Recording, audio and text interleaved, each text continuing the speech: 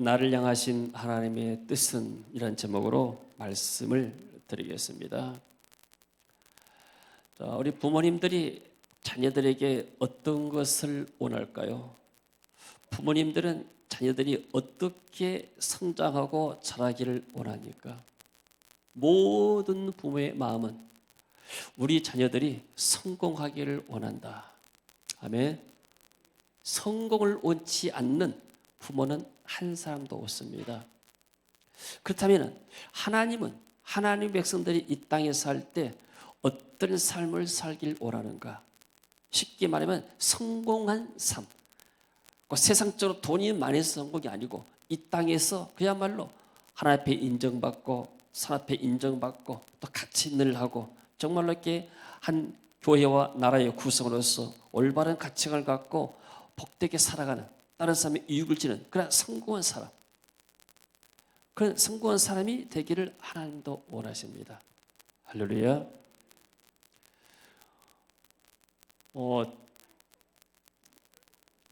책을 보니까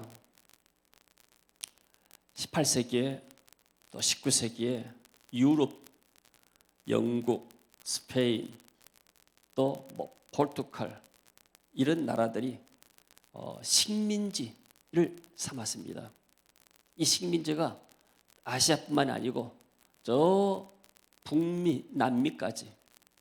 그러니까 남미는 브라질, 아르헨티나, 칠레, 여러 많은 베네수엘라 같은 나라들 있잖아요. 이런 나라들이 전부 다 과거에 스페인령이었어요. 홍콩 같은 데는 영국의 식민지였고, 베트남은 프랑스의 식민지였습니다. 그러니까 유럽 열강들이 자기의 제국주의를 이렇게 꿈을 꿨습니다.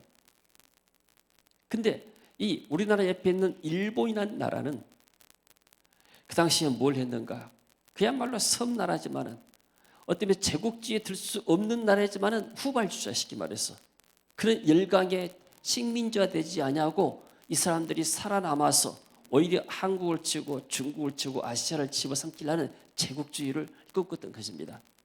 그 이면에 뭐가 있었는가? 메이지 유신, 명치 유신이라고 하잖아요. 우리가 메이지 유신이 있었는데 이 메이지 유신의 근본적인 근간이 무엇인가? 우리가 무기를 많이 만들자, 이게 아니었어요. 사람의 정신 개조였습니다. 참 사람들이 또 놀란 일을 많이 했어요. 우리나라가 옛날 새마을 운동할 때, 박정희 대통령이 때 새마을 운동할 때 뭐 했는가? 제가 기억이 나요. 우리가 아마 초등학생, 중고등학교 다닐 때 마을에서 사회이치라는 것을 만들었습니다. 농민회 만들어가지고 아이들이 아침 새벽에 그 마을 어귀 당산나무에 모입니다. 그럼 우리 학생들이 모여요. 모여서 뭐 하는가? 빗자루 들고 모여요. 빗자 들고 마을을 청소하고 도로를 청소했어요. 이게 사회이치입니다. 그런 부흥들이 우리 마음에 있는 것이 아니고 아마 우리 성도들도 이렇게 그런 시절에 살았던 분들은 다 경험했을 것입니다. 이 새마을 운동해가지고 나라가 개조된데, 이 새마을 운동은 단순히 청소하고 집만 새롭게 지은 것이 아닙니다. 도로만 새롭게 난 것이 아니고 마음을 개조한 거예요. 그때 유명한 노래였죠. 새벽정이 울렸네. 우리 뭐 다 일어나서 뭐 하자 그랬잖아요. 노래를 불렀습니다. 노래를. 이 새마을 운동을 배우기 위해서 또 여러 나라에서 배웠잖아요.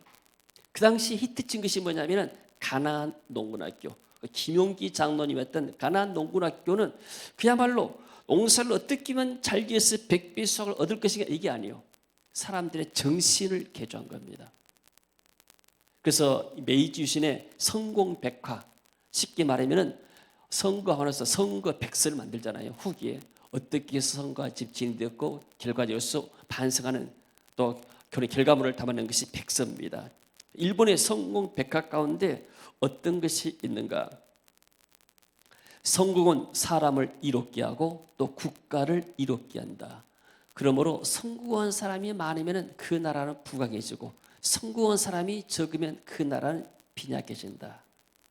그래서 동서고금에 성공하느냐 못하냐는 단지 일신과 일가의 영고 성세를 좌우할 뿐 아니라 크게는 국가의 흥망을 좌우한다. 맞는 말이잖아요. 우리 교회도 성공한 사람이 많아지게 되면은 교회가 부강하고 나라가 부강하잖아요. 전부 다 교회에서 실패해버리게 되면 뭐가 됐어요? 그 사람들이 속한 가정이나 회사나 다 실패하잖아요. 그래서 성공은 자신의 이익을 증진할 뿐 아니라 국가의 이익이 되어 성공하는 자에게 명예 올개간을 수여할 것이다. 우리나라 기업들이 성공해야 되잖아요. 그래야 우리나라가 잘 되는 겁니다. 아멘. 즉 경기가 안 좋아가지고 기업마다 도산한 것은 비록 내 기업은 아니지만은 우리나라의 기업이고 그 기업이 도산한 것은 결국 우리 손인 거예요. 맞습니까? 그래서 일본에 보게 되면 1만 엔짜리 주인공이 누구냐면 개화기 계몽사상가 후쿠자와 유키치라는 사람인데 이 사람이 뭘 했는가? 뭘 주장했는가? 진정으로 강한 근대 국가가 되려면 사람들은 정신, 즉 이념과 가치에서 변혁이 일어나야 된다. 예를 들어서 학교, 상공업, 육해 공군 등은 문명의 외형에 불과하다. 우리가 아이들을 학교를 많이 짓고 장사가 잘 돼서 돈을 많이 벌고 그리고 군비를 증강해서 막강한 군대를 인다 하더라도 이것은 외적에서 불과하다. 중요한 것이 무엇인가? 비물질적인 것이 있으니 그것은 볼 수도 들을 수도 없고 사고 팔 수도 없다. 그러나 영향이 너무나 강해서 그것 없이는 어떠한 외형도 전혀 쓸모가 없다. 그게 뭔가? 정신이다. 정신이 무너지면 물질도 무너질 수밖에 없다. 그러니까 우리가 자녀들 교육시킬 때 그러잖아요. 교육시킬 때 공부 열심히 해라, 좋은 대학 가거라, 좋은 직장 얻어라. 그것이 다 너를 위한 것이다. 물론 세상 사람들 다 이렇게 하지만 그러나 그것에 앞서서 아이들에게 올바른 정신을 갖게 만드는 것, 이게 중요한 거예요. 지금 조국 법무부 장관 때문에 대학 교수들이 3,000명씩 서명하고 이렇게 일어섰습니다. 각 대학 가서도 데모를 하고 이번에 청문회하고 뭐 했는데 왜 이렇게 분노하는가 생각해 보니까 너무나 사람이 뻔뻔해요.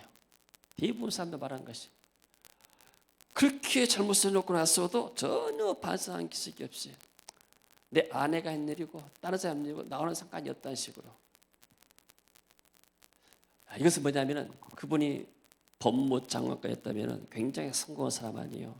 근데 나는 정신이 바로되지 못하다 생각돼요. 아무리 좋은 스펙을 가지고 아무리 저 높이 자리에 올랐다 하더라도 정신이 바로서지 않게 되면 그 인생은 실패한 인생이죠. 자, 마찬가지로 하나님은 오늘 우리에게 말씀하십니다. 우리가 어떤 정신 상태를 가지고 살 것인가? 세 가지를 말씀합니다. 우리의 과거를 바라보는 패러다임, 어떤 태도로 과거를 바라보는가? 그리고 오늘 현재 내가 어떻게 내가 마음을 가지고 사는가?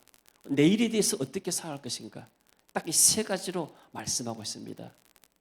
과거는 감사의 조건이다. 현재는 기뻐하고 행복해라. 미래는 네가 염려할 것이 아니다. 기도하면 된다. 이런 강한 정신의 무장 메시지만 바꿔나면 우리 그리스도인들은 세상에서 승리할 수가 있습니다. 할렐루야. 아멘. 비가 와서 아멘 소리도 적어요. 아멘. 할렐루야. 지난번에 페이스북에 보니까 마닐라에 천명교회 다녀가는 데니스 목사가 있어요. 이분이 10월 달에도 좀 오려고 하고 15명 그룹을 이렇게 목회자들 인도에서 오려고 하고 있는데 이따가 제가 은혜가 돼서 좀 소개합니다.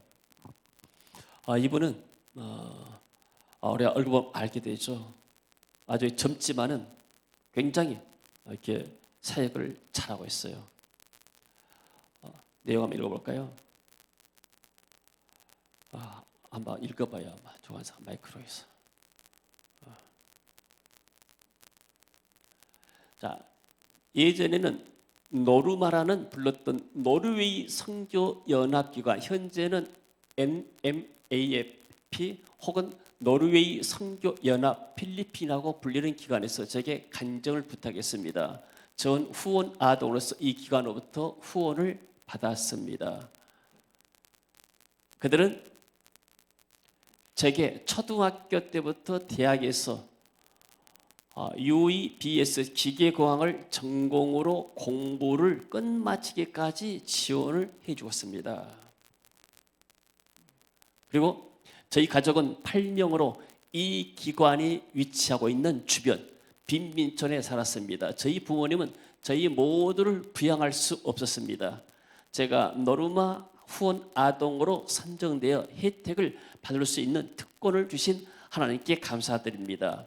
저의 짐작으로는 2000년 전 초에 카루와탄에 위치한 노르마 기관은 문을 닫았습니다. 저도 그 이유를 알지 못합니다. 그 이후로 저는 그 기관에 방문해 격려의 말을 전하고 싶은 마음이 들었습니다. 여러분의 수고가 헛되지 않았습니다. 왜냐하면 그 아이는 예수를 믿게 되었고 그저 필요를 공급하는 사람이 아닌 목사로서 주님을 섬기고 있기 때문입니다. 제가 그 기간을 도착했을 때 눈에 눈물이 가득했습니다. 왜냐하면 도움이 필요했던 시절의 기억들이 떠올랐기 때문입니다. 하나님은 노르마 직원들을 통하여 예수님이 누구신지를 제게 알려주었습니다. 그리고 그분들의 노력은 저의 삶에서 열매를 맺고 있습니다. 제 삶의 이야기를 그분들과 나눔으로 기뻤습니다. 왜냐하면 그 비전은 아이들이 더 나은 사람이 되고 더 나은 삶을 살도록 돕기 위해 지속적으로 나아가고 있었기 때문입니다. 우리 주님께 감사드립니다. 그리고 또 주님께서 우리가 갈 수 있도록 허락해 주셨어요. 여러분의 수고가 헛되지 않았다는 개인적인 감사의 말씀을 드리기를 원합니다. 여러분이 하나님의 영광을 위해 삶을 변화시키는 일을 계속적으로 해나가기를 원합니다. 이렇게 간증말씀을 봤습니다. 저분이 이렇게 어려운 빈민가에서 자랐는데 노르웨이 선교사가 와가지고 저 사람이 학비를 대학까지 됐습니다. 지금 이렇게 목사가 되어서 목회를 잘하고 있고 그리고 또 이렇게 그에 대해서 감사하지 않습니까?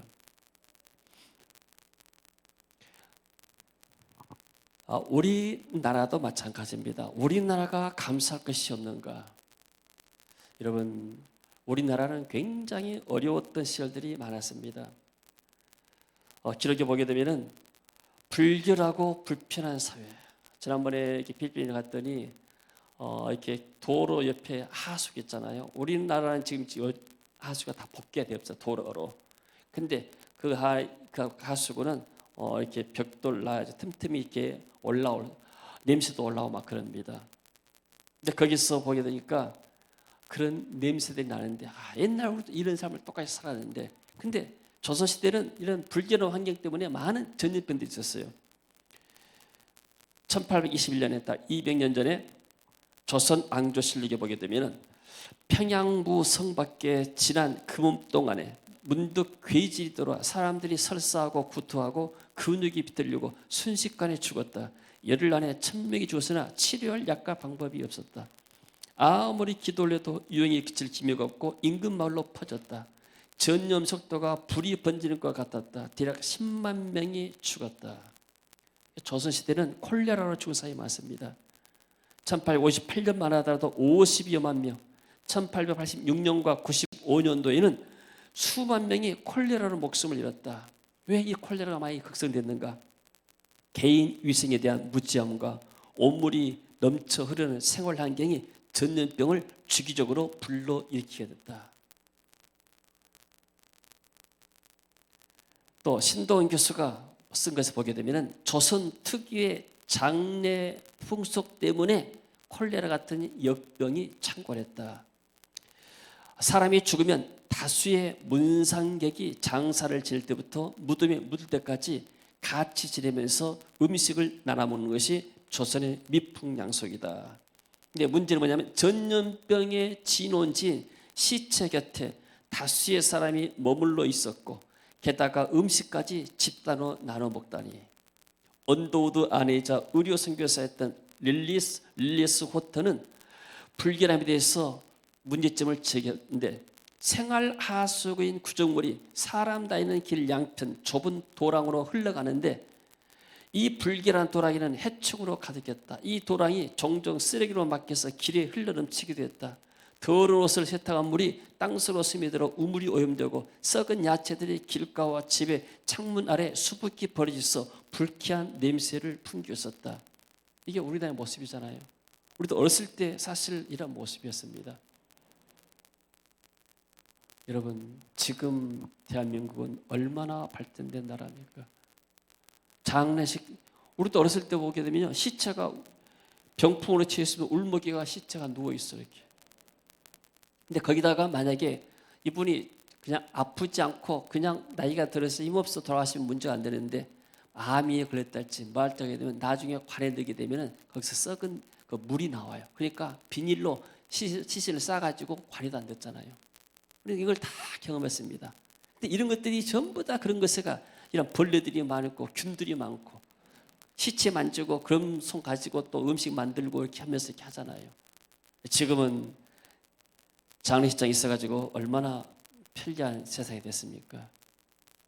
또 하수도는 다 복귀해서 깨끗하게 되고 수돗물이 곳곳마다 다 나오고. 자, 우리가 과거를 생각하면 감사가 나오지 않는 것이 이상한 거예요. 아멘. 할렐루야.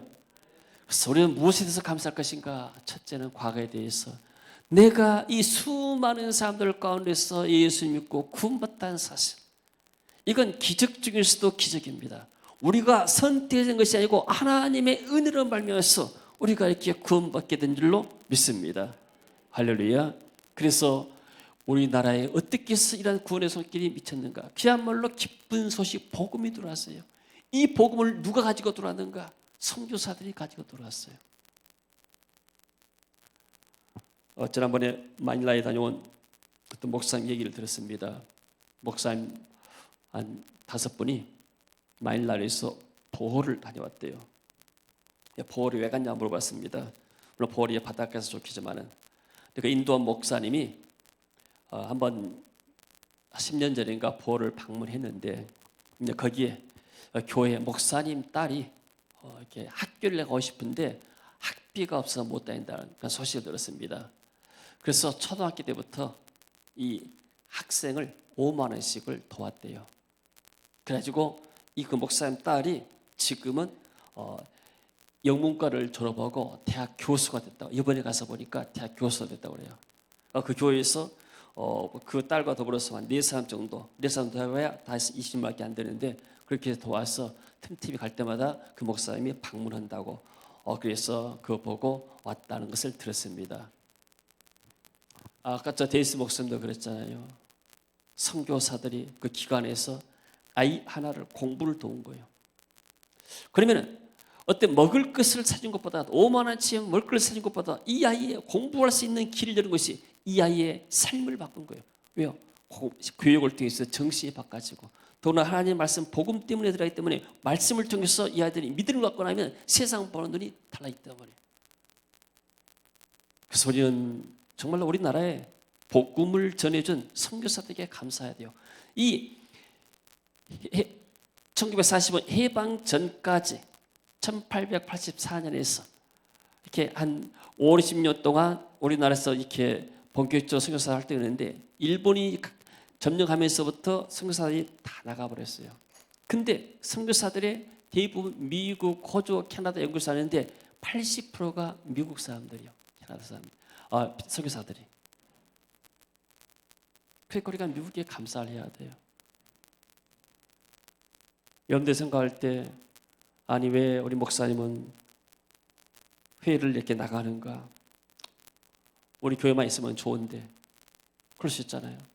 그분들은 그 당시에 1884년인데 그 당시에 미국은 굉장히 발전됐어요. 우리나라 오게 되면 아까 것처럼 불결한 사회, 의사안으로 볼 때는 얼마나 불결하겠습니까? 그 불편함을 감수하고 온 이유가 뭐예요? 하나님의 사랑 때문에. 아멘. 하나님이 우리 민족을 사랑하기 때문에 그분들을 통해서 우리 민족을 귀화시킨 거예요. 그래서 말씀을 교육시키고 정신을 바꾸고 마음을 바꿨습니다.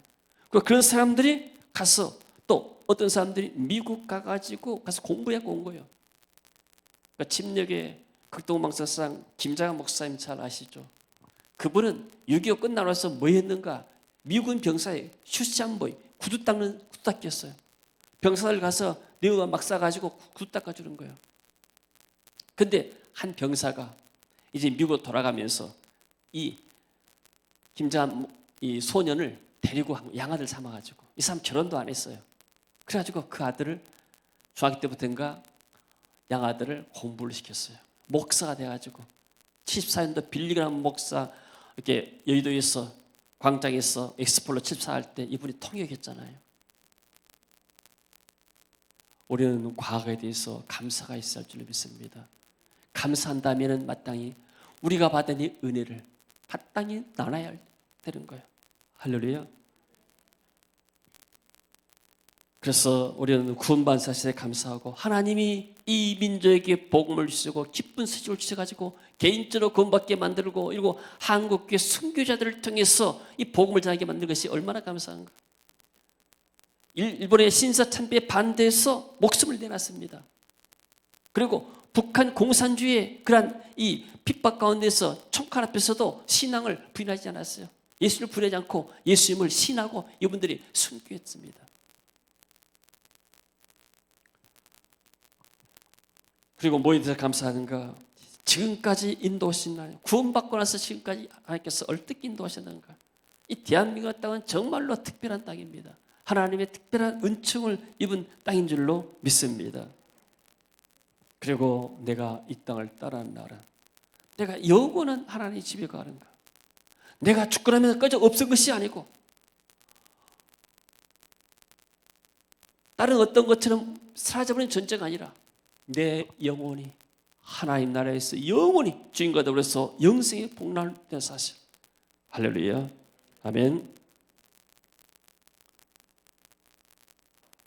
자, 그리고 기뻐라 했습니다. 현재에 대해서는 항상 기뻐라. 여러분, 현재가 지금이 가장 중요한 겁니다. 톨스토이의 세 가지 질문이라는 책에 그런 말이 나오죠. 언제가 가장 중요한 시간이냐? 어떤 사람이 가장 중요한 사람이냐? 어떤 일이 가장 중요한 일이냐? 언제가 가장 중요합니까? 프레젠트, 지금. 지금이 가장 중요한 시간이에요. 아멘. 지금 우리가 하나님 앞에서 예비드리고 있다는 사실이 너무나 감사한 일이에요. 너무나 중요한 일이에요. 우리는 지금 너무나 중요한 일을 지금 하고 있는 거예요. 중요한 순간에 하나님의 임재 가운데서 하나님을 예배하고 하나님의 말씀을 듣고 우리의 심령이 새로워지는 것. 할렐루야. 중요한 사람이 누군가? 지금 내 곁에 있는 사람. 옆 사람 말합시다. 당신이 제일 중요한 사람입니다. 아멘. 당신이 제일 중요한 사람이야. 저 미국에 있는 사람이 중요한 사람이 아니고 저 아프리카에 있는 사람이 중요한 사람이 아니고 지금 내 곁에 있는 사람이 가장 중요한 사람이에요. 내 지금 곁에 있는 가족이 중요한 사람이고. 할렐루야. 무슨 일이 가장 선한 일인가? 내 곁에 있는 사람에게 선한 일이란 것이 가장 중요한 일이다. 지금 우리가 하나님 앞에 예배드리는 것이 얼마나 선한 일입니까? 할렐루야. 또 우리가 셀로 모이게 되면 셀에서 같이 은혜를 나누는 거, 내 곁에 있는 사람들과 더불어서 같이 은혜를 나누는 거, 이게 얼마나 중요한 일입니까? 그래서 기뻐라고 했습니다. 여러분, 언제 가장 기쁩니까? 굿 뉴스. 저는 기쁨이라는 단어를, 기뻐라는 단어를 생각하게 되면은 제가 이렇게 대학 시험에 합격했다는 소식을 들었을 때 너무나 기뻤어요. 나는 그 기쁨이 말할 수가 없어요. 고등학교 이제 3학년 때 시험 보잖아요. 지금처럼 이렇게 저는 버스를 타고 전남도 한평원 학교면 사거리에서 버스를 타고 광주 저쪽에 대인도 터미널 내렸어요. 광주버스를 타고 옛날에. 딱 내리는데 그 앞에 전파사가 있어요. 전파사에서 전남대학교 공대생들 합격자 발표한 거예요. 883번, 884번, 885번 그 네 번이었거든요. 딱 그 번호를 들었어요. 내리자마자. 너무나 기뻐가지고 내가 거기서부터 뛰었어요. 어디까지? 광고 앞에까지. 한 2km 뛴 것 같아요. 너무나 기뻐가지고. 기쁜 소식. 또 이렇게 아영이 임용고시 합격했다는 소식을 듣고 내가 너무나 기뻤어요. 할렐루야. 나 여러분들이 이렇게 합격한다는 건 너무나 기쁜 거예요. 여러분이 기쁨이 내 기쁨이 되는 거예요.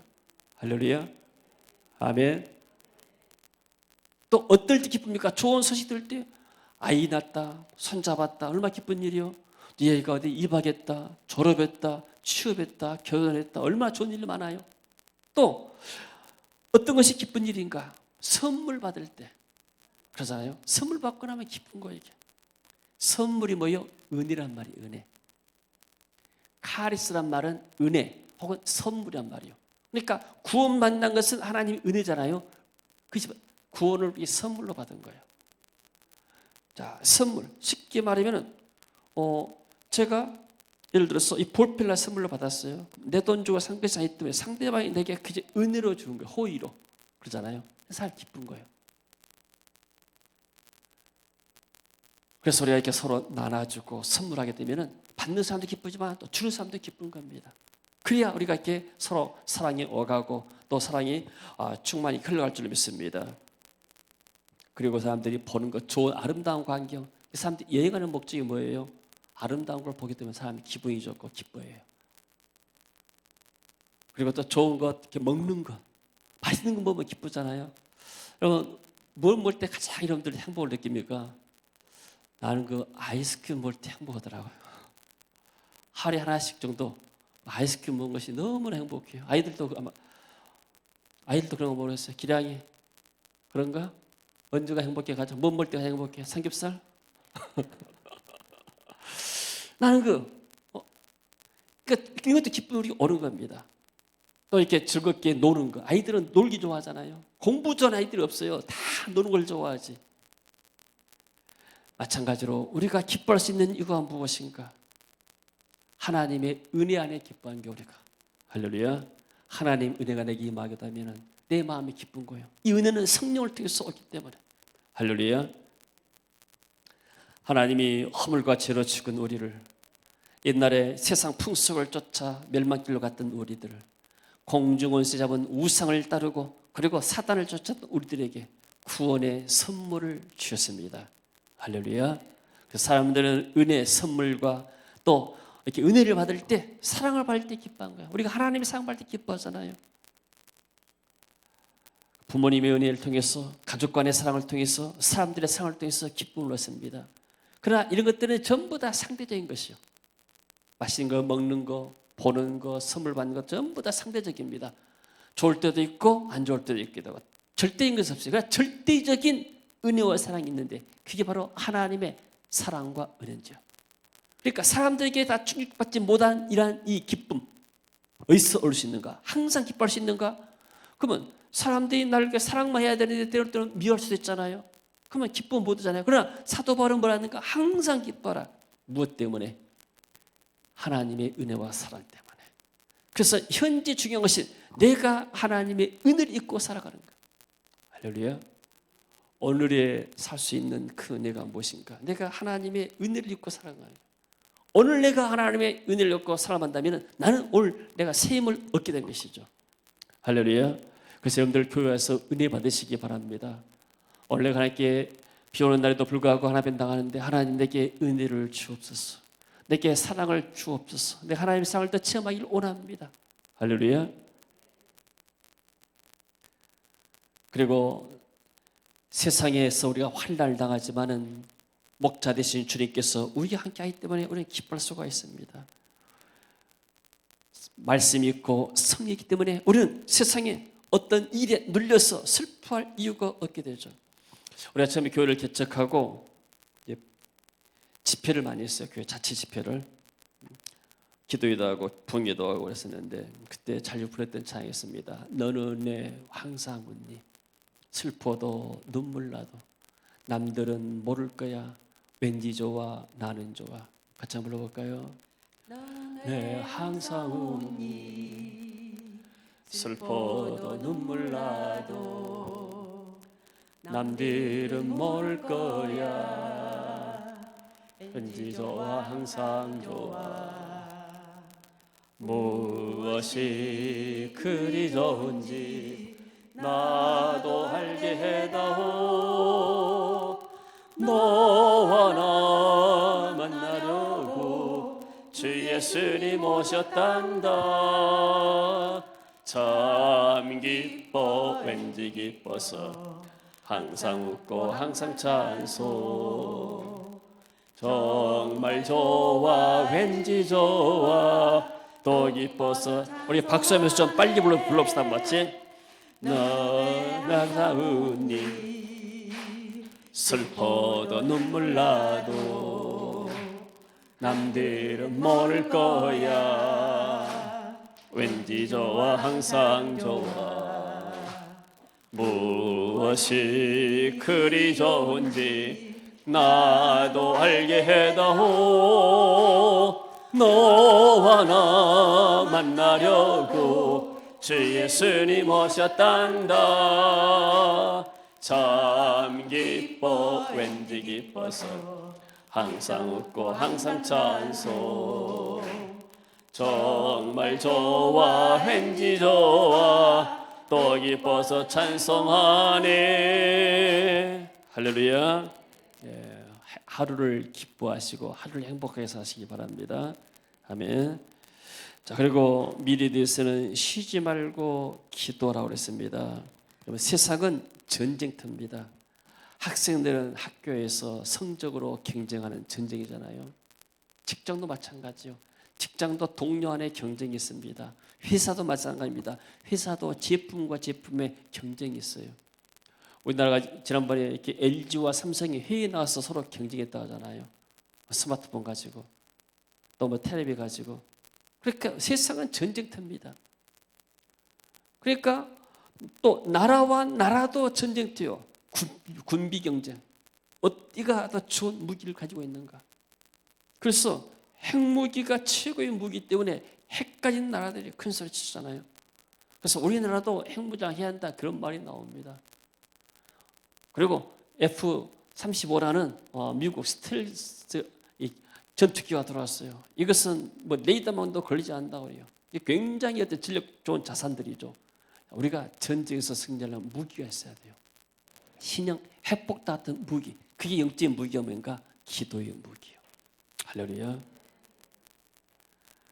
에베소 6장 18절에 보니까 모든 기도와 간구를 하되 항상 성령 안에서 기도하고 이를 위하여 깨어 구하기를 항상했으며 여러 성도로서 구하라. 기도는 성령의 핵폭탄이에요. 기도는 성령의 미사일이죠. 핵폭탄이 미사일입니다. 따라합시다. 기도는 성령의 핵폭탄 미사일이다. 우리가 육신적인 전쟁이 있는 핵폭탄은 없지만 그냥 우리 안에 그리스도의 이름으로 우리가 할 수 있는, 갈 수 있는 이 폭탄이 뭡니까? 성령의 핵폭탄이에요. 그러니까 원수도 있을 때 주 예수 면에 모든 사단에서 결박을 받을지어다. 모든 병마에서 떠나갈지어다. 우리가 이렇게 선포할 수가 있고 기도할 수가 있는 것이죠. 빌립보 4장 6절이니까 아무것도 염려하지 말고 오직 모든 일에 기도와 간구로 너희 구할 것을 감사함을 깨알리라. 따라합시다. 아무것도 염려하지 말자. 옛날 우리 어머님이 권사님이 되셨는데 이번에 나중에 예수를 믿었습니다. 제가 믿고 나서. 그래서 이렇게 이 신학생활을 나중에 하신 분들은 세상적인 생각들이 다 없으시잖아요. 친정에 한 번씩 다녀오게 되면은 이렇게 나한테 와서 이렇게 말씀하세요.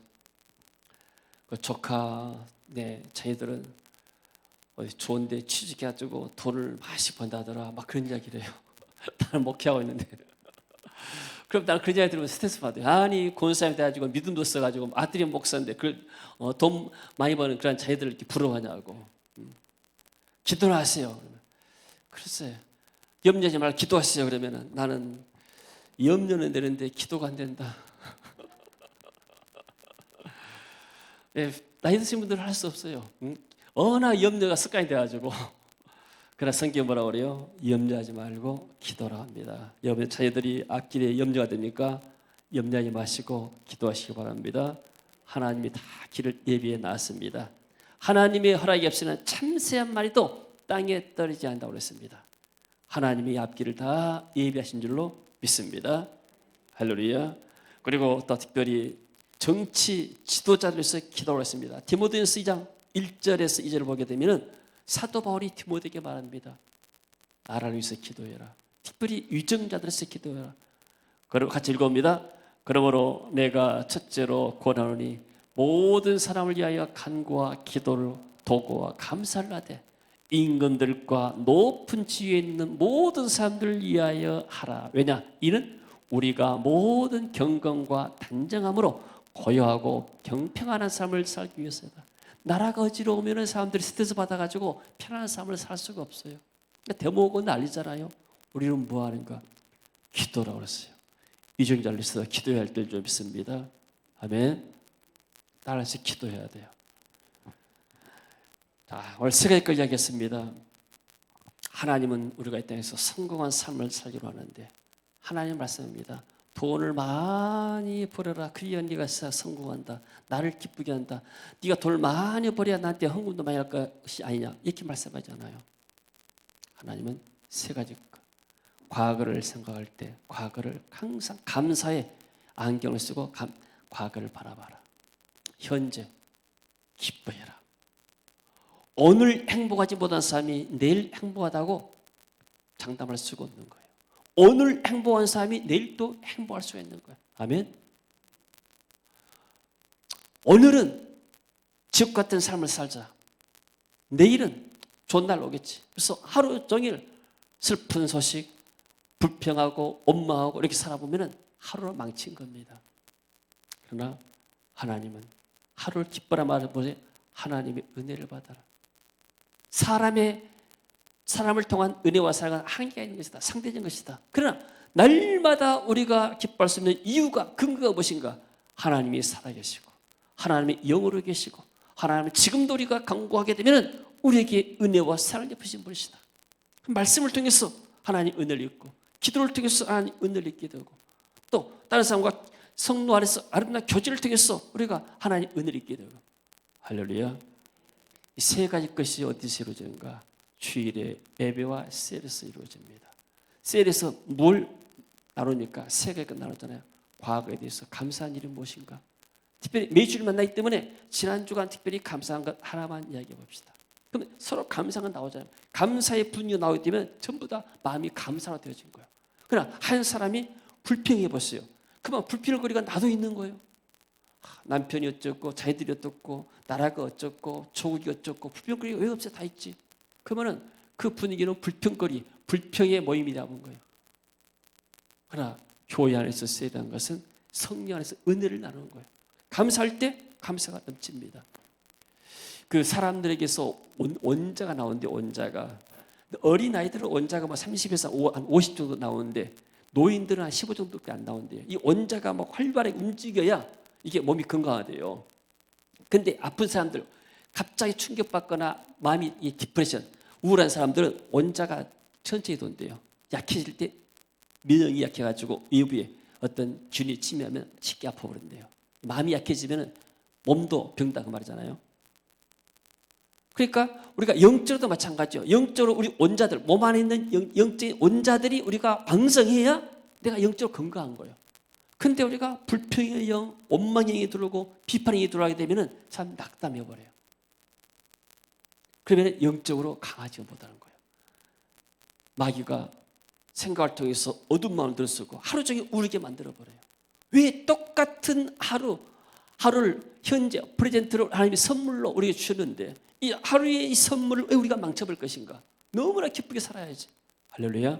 그래서 하루하루를 과거의 어떤 것들은 감사와 쫓기로 하나님 지난날 내게 그런 고난이 없었으면 내가 어떻게 하나님 알았겠습니까? 그런 지난날에 고난이 없었으면 내가 어떻게 하나님 기도하겠습니까? 나를 깨뜨리려는 하나님의 은혜인 줄로 믿습니다. 나를 더 나자게 하려는 하나님께 가까이 하려는 하나님의 은혜인 줄로 믿습니다. 감사로 덮어오르게 되면 아무 문제가 없어요. 할렐루야. 셀에서 과거에 대해서 감사. 그리고 오늘 받을 은혜가 무엇인가? 오늘 내가 하나님 어떤 은혜를 받았는가? 어떤 사랑을 받았는가? 그리고 우리는 인간이기 때문에 죄악 많은 세상, 사단이 역사한 세상 살아가기 때문에 염려거리가 있습니다. 내 염려거리가 무엇인가? 쉽게 말해 기도 제목 말하면 좀 고상하니까 옆에 셀 리더가 물어볼 때 염려거리가 무엇입니까? 이렇게 물어봐도 돼요. 염려거리 놓고 기도합시다. 아멘.